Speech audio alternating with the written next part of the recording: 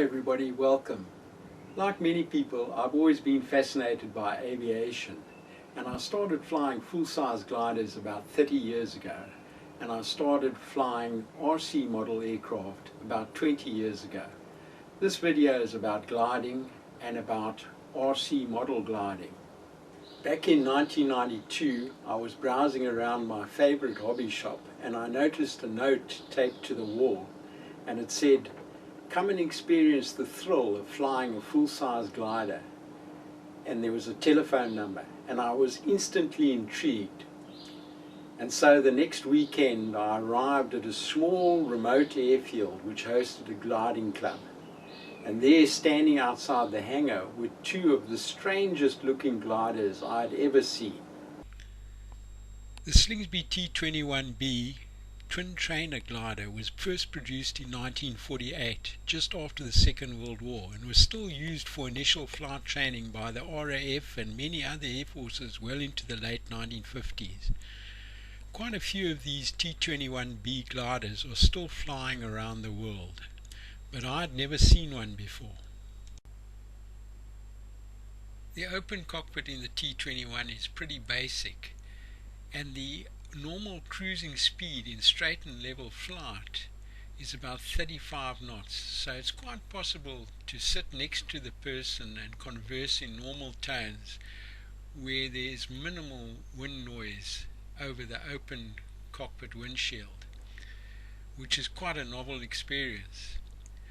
I did my first 33 flights in a T21. They were all instructed flights, and the experience of flying this aircraft is indelibly printed in my brain, and I never forgot it. Although I went on to fly various other types of gliders for the next 25 years, I always remember the T21 and my experiences flying it. It was really an unforgettable experience flying in this vintage open cockpit glider.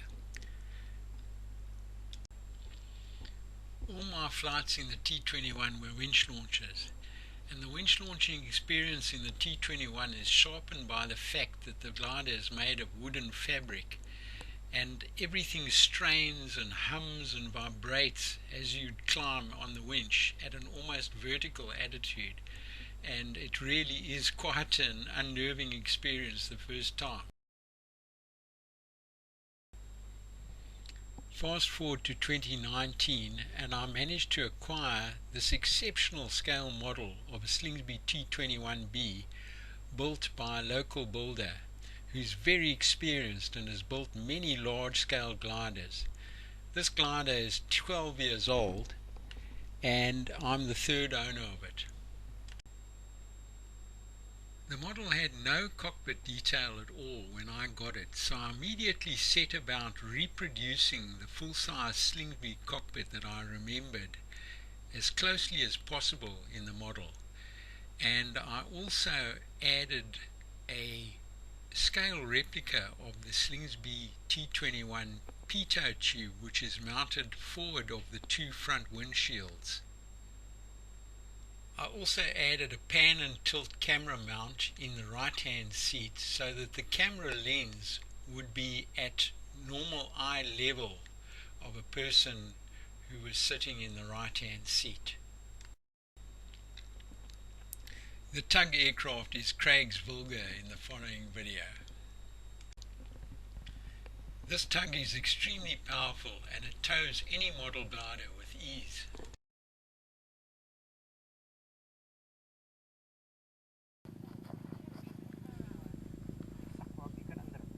The glider tow release mechanism is the ball in the tube type.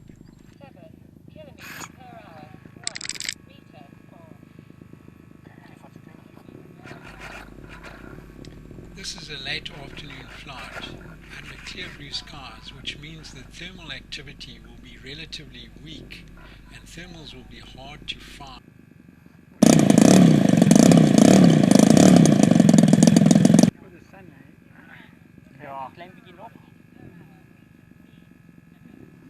It's quite high still, so if you turn normally it should be alright. Yeah, I'll take us up over there. Yeah, I don't think it's a problem, because by the time you turn, we still won't be in the sun. We are taking off facing the afternoon sun, So we'll start turning left as soon as we reach a safe height for turning. Happy? Yeah, it's a bit of a downwind, but we'll be fine. Here we go.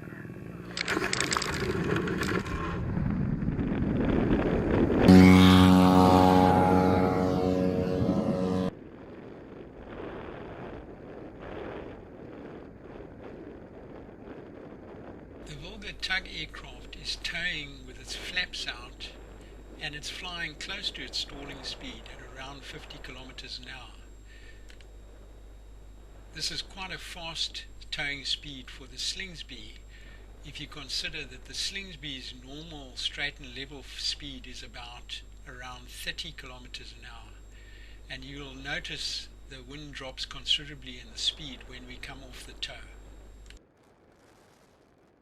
There's the release now.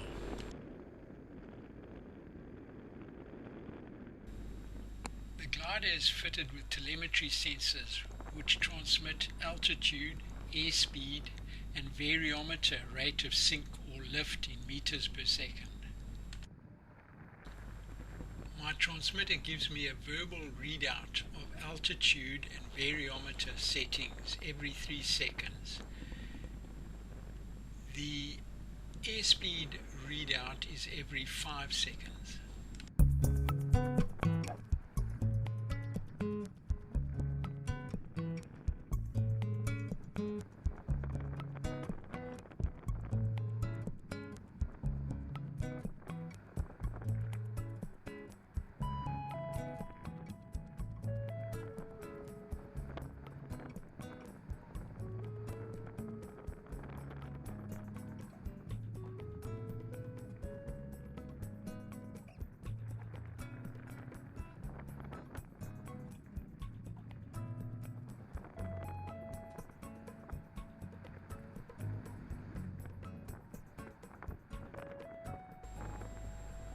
Now banking first to the left, then the right, hunting for the weak afternoon thermals.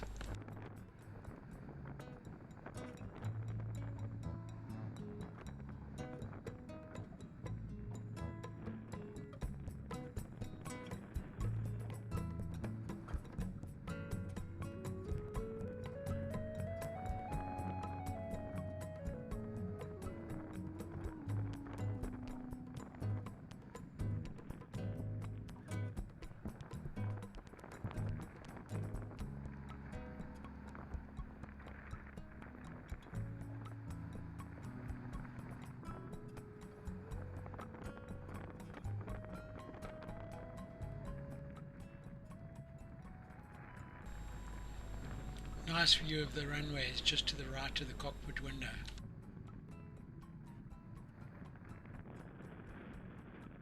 The full-size Slingsby had a glide ratio of about 20 to 1, and I find this model is not much different, so you have to be careful that you know where you are in relation to the runway threshold at all times.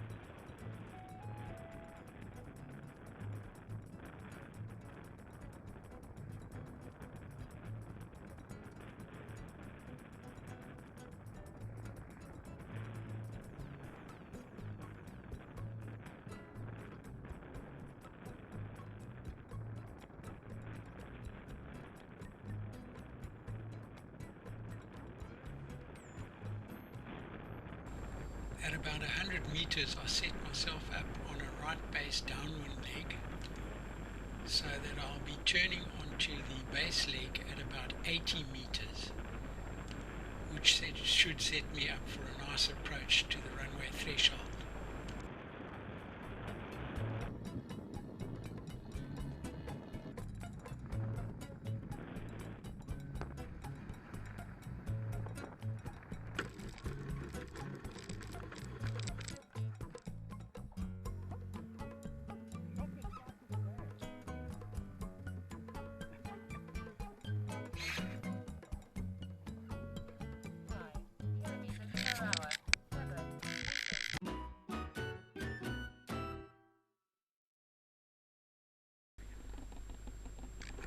this flight I was blinded by the afternoon sun on takeoff, and I had to do an emergency release before things got out of hand.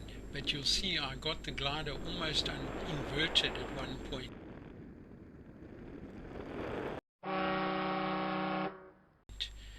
Before I was able to line up on a right-hand downward leg for the runway. Yes, you can easily have things go wrong on aerotow, so you've got to be alert and ready to take evasive action at all times.